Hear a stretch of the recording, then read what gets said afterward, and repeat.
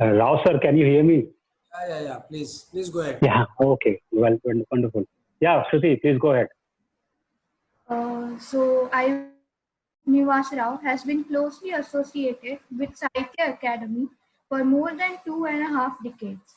He is at present the secretary of the academy, and he served as officer on special duty as regional secretary and deputy secretary before assuming academy's highest executive position in 2013. He holds master's and doctorate degrees in English literature and has been closely involved with various national level literary and cultural institutions for over a decade now. Dr. Rao represented Sahitya Academy at the General Assembly meeting of Union Academique Internationale, Brussels, and was also the coordinator of Indian Writers Delegation to take part in the Year of India in Canada celebrations in 2011. He has translated several literary works from Marathi to English and also from English to Telugu.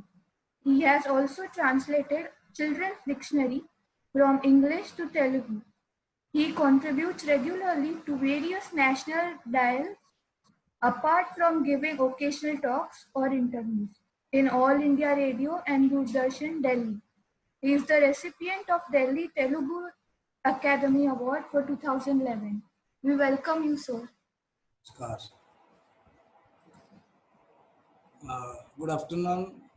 Hello everyone.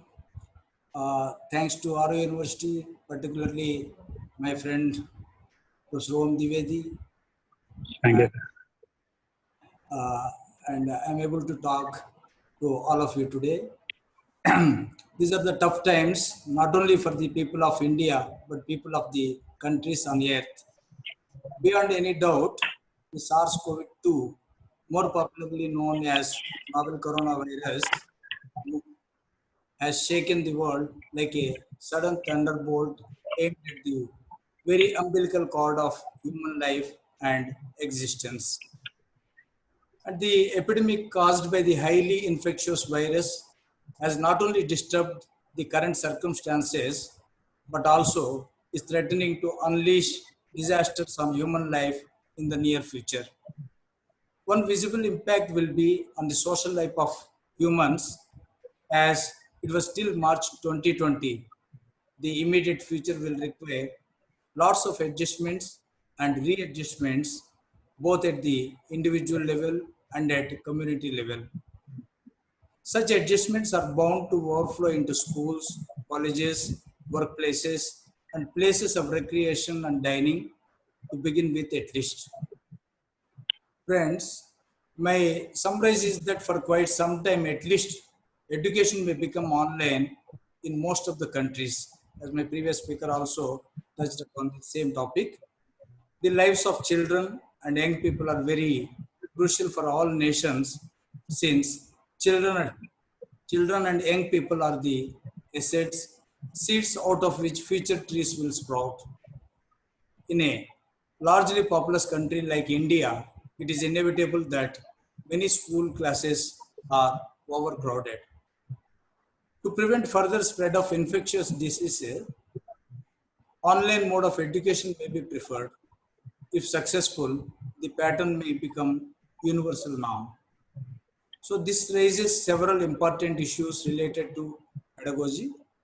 That is what previous professor also spoke. What and how much will be the impact of teachers? That is a question. Even granting that not much will change in terms of and teacher-student relationships, physical or online, there are students in every class at school and college level whose capabilities and needs are different from that of other students in the class. What will happen to them? Online classes tend to treat all equally, completely ignoring different requirements of different students within a given class. The issues related to online education gets amplified and multiplied when one talks about the entire country. There are many rural areas and small towns spanning across India that do not have steady electricity supply. So internet connection may be poor in these areas. I'm not saying will be poor, but may be poor. One has to expand the facilities and learn by experience. There are about 15 lakh schools in India, all inclusive. It is private and government. I'm giving out this approximate figure so that you will appreciate what I'm telling. Of these 15 lakhs plus schools, more than 8.5 lakh schools are in designated rural areas. Again, there are about 900 universities and more than 40,000 colleges are there in the country. In these also, many are in rural areas. Figures may be up or down, but the issues are the ones highlighted by me. More than students, it is teachers who have been accustomed to physical teaching have to pick up the thread fast. To make them do that immediately is one of the biggest challenges that the entire education infrastructure likely to face. The traditional pattern of working will be disrupted. Even government offices with large number of employees will be forced to think of box and adapt to a newer ways and modes of working, such as working in day and night shifts, working from home, etc. And this may eventually lead to do away with paper files and implementation of e-office in government offices universally across the world.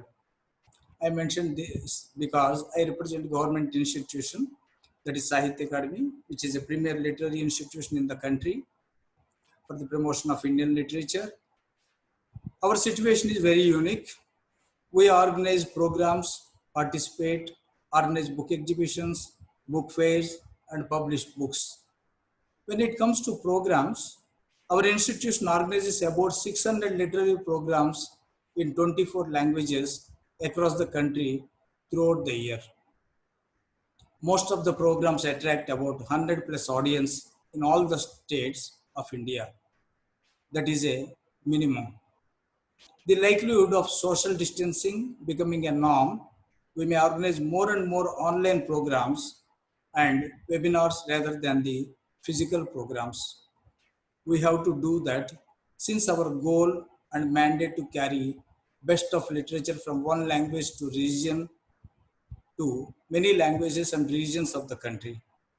Online programs also give incentive us that more people are likely to participate in these programs as it cuts the necessity of traveling to venues.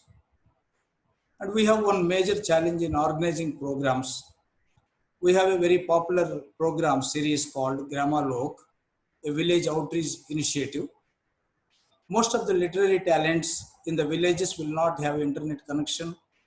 We are trying to work out a via media to solve this issue. Our main challenges are in other fronts. We publish about 500 literary books in a year, and our mode of sales is direct sales through fairs and exhibitions. In the likely scenario of fairs and exhibitions, and for that matter, visitors to bookshops are likely to dwindle, we may be forced to come out with only electronic books for some time to come at least. And we are confident that Sahitya Academy, which is mentioned India's premier literary institution, will rise up to this challenge. But my heart goes out at the same time to thousands of small publishers in 24 languages who may face the heat. Big publishers will have resources and infrastructure to weather it out for a year or so, but small-time publishers and printers who are in trouble. I made a mention that this pandemic is bound to disturb social life in general. First to feel the impact will be recreation of entertainment industry. Concerts, theaters, etc. may find difficult to do business for a year or so. If online mode is successful, will this result in the end of cinemas and concert halls in the long run? Again, that is a question. Another related field of activity is sports. Large gathering may prevent world bodies to stop matches. especially in countries like India for a time being. Again, in games like cricket, several issues like traditional method of shining the ball using saliva and sweat may disappear. Will this lead to the introduction of artificial shines like Vaseline that were banned? Touch sports may take a big hit and will lead to new rules and regulations. Social distancing would also mean regular social gathering, however small, may take a big hit.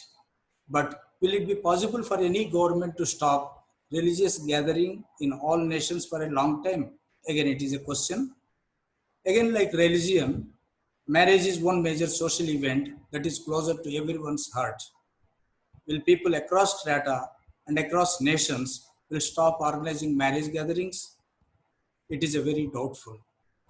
Economically, this pandemic may result in more people, including low middle class families, shifting altogether to online market immediately and in near future. Such a shift would ensure complete vanishing of small and roadside vendor in large numbers. Digital economy may see a huge spike as a result of all these factors, and so would be crimes related to therein. I mean, digital. It may be prudent to look into the past epidemics and study how the society is treated and recovered medically and economically. But given the lesser population, absence of large number of cities, aeroplanes connecting every country thereby traveling to any place easily, and lack of technology at that time, say for instance 1918 flu, which is also called as a Spain flu, it has to be seen how far will it be useful to adapt the situation of 1918 in 2020 and in future. Globalization has resulted in the availability of technology available in abundance in all the countries, including the poorest ones in Africa in some measure. Globalization has shrunken the borders, if not wiped them out. But the very same globalization also resulted in only the handful nations dominating the rest. Equality has become just a word or sound. Further, readily available technology at a cheaper rate has resulted in the lower production domestically and the increased dependence on world players, especially these handful of nations. This pandemic may result in denting in a major way international tourism for some time, and this is the time to ponder whether all countries should give priority to domestic production and lesser dependence to foreign players. Again, Swarajya of different kind, and at this juncture we should remember our Gandhiji. But there could be no one fit all solutions for all the nations, and in fact, even each community within a given society may innovate independently. These are my views. Thank you.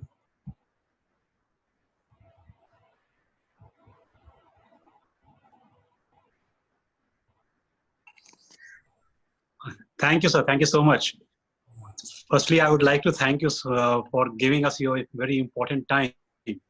And you rightly pointed out the ambiguous nature of globalization by talking about the impediments that the rural India still suffers in terms of online teaching. So the online teaching appears more of an having more of an elitist outlook, if one could argue. It will be also very good to see more online publications coming from the Sahitya Academy, because many of the Sahitya Academy books are not easily available in the market until, of course, one visits the academies. So this idea is a very good one, because many of the leading publishers are already into online publishing. So how would you see? I mean, when do you plan, or is there any blueprint readily available that you are going to fill up this vacuum that exists right now? Yeah, Professor Bohm, we have already initiated this, because as soon as lockdown has announced by the government, we have already started digging out all our digital form of our publications to make in a online publication, electronic mode of publication. I think by the end of this year, we may succeed to some good number of books will be available online. Okay, thank you.